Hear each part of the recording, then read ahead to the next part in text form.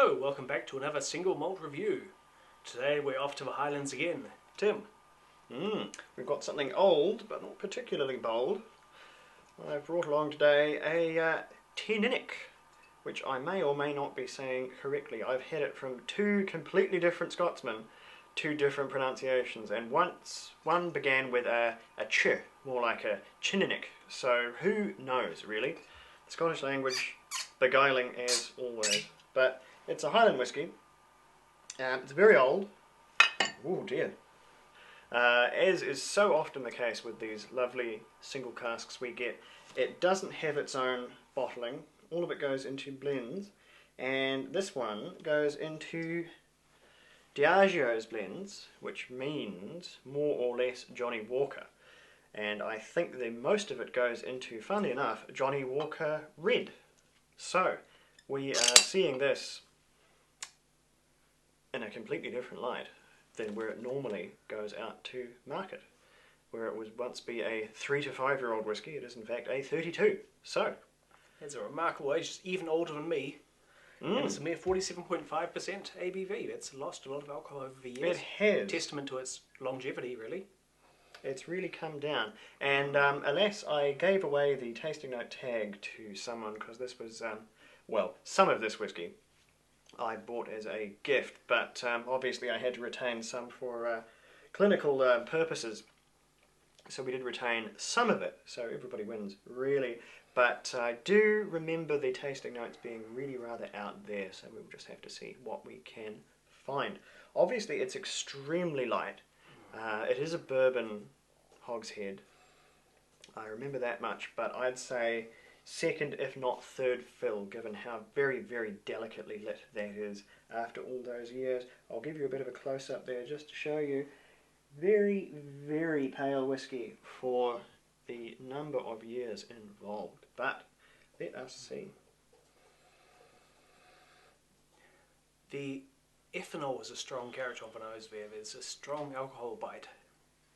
It's a clean, clear, crisp sort of a spirit, and it's extremely delicate. There's flowers, there honeysuckle. A freshly popped bourbon cork. Very floral. Honeysuckle sort of blossom, some citrus blossom, but not pungent flowers. They're more sort of crisp winter roses, that sort of thing. There's a bit of very, very runny clover honey in there, and just a little bit of sort of A little bit of herbaceous, a little bit of lavender, a little bit of rosemary, almost. if you think of one of the notes I do remember was Victorian sponge cake, which is just about the weirdest tasting note I've read in a very long time. And I've never had Victorian sponge cake because I'm not a time traveller. But presumably recreated Victorian sponge cake has this sort of, like modern sponge cake, if you imagine a sort of a sweet, not pastry, but a sweet cakey sort of a thing. We may have a cat in shot, don't be alarmed. Pastry sort of a thing with kind of a juicy, thin sugar sweetness that kind of oozes in and out of the sponge. That's really quite evident in there. It's a nice sucrose sweetness. But enough about the nose. We'll have a wee bit of a taste. Now, Mingus, you really are getting in the way now. I will just have to deposit you on the floor. Go on. Off you go. There we are.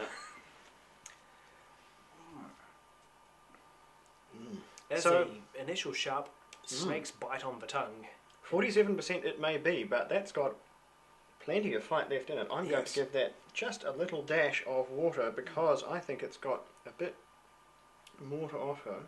There's some initial citrus sharpness, a little bit of sherbety zing to it, but beyond that, the heat is just masking a lot of the deeper characters. It's quite lively whiskey there. So now that's immediately made it go quite cloudy. It's fairly cold in here, which encourages that, but obviously quite a lot of oily character in there for that to happen. And that's really brought out the lemon and lime in there. I need more of a Bit of marmalade zest. and honey note. It's gone very sweet and mellow. No, it absolutely wanted that water. Ooh, There's a bite of key lime pie and some lemon meringue. That's fairly remarkable. That's brought it from a sort of an oozing honeyed whiskey, and it's now got really quite lively fresh fruits going on there. Surprising for its age. Fresh fruit is something you normally see in slightly younger whiskey, but Well, it has almost turned from a very old Highland to a very young Highland whiskey. no, it's really very youthful.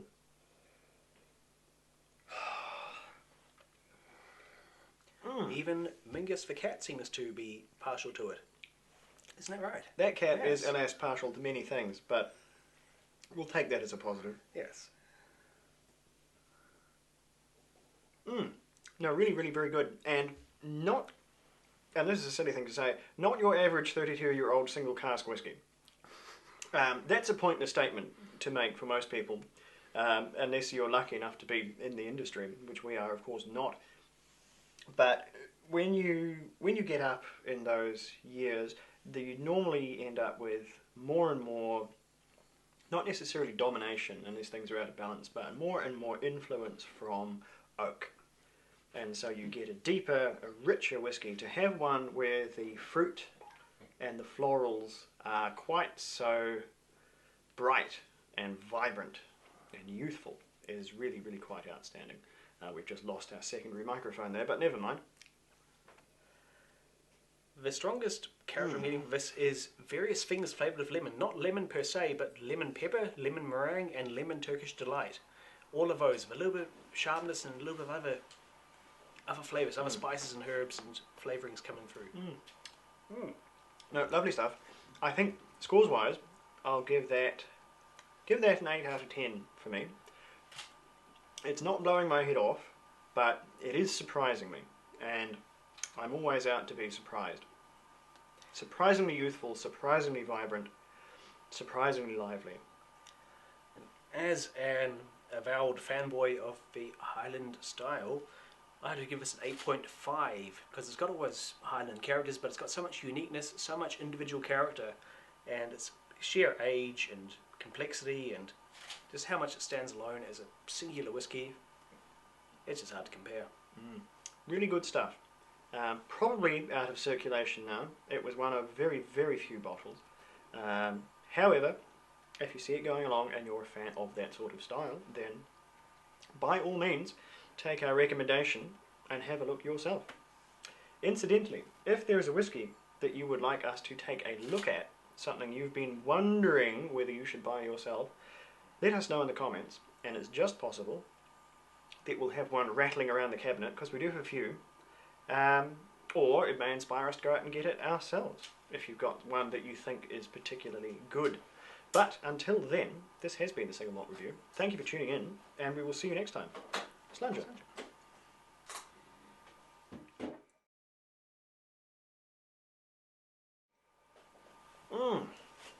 Oh, that cat. That was some quality That is interaction in, yeah. That is the Mingus difference. Just smooching on the cup You're the not whole turn on time. the zoom. Huh? Not turn the zoom on.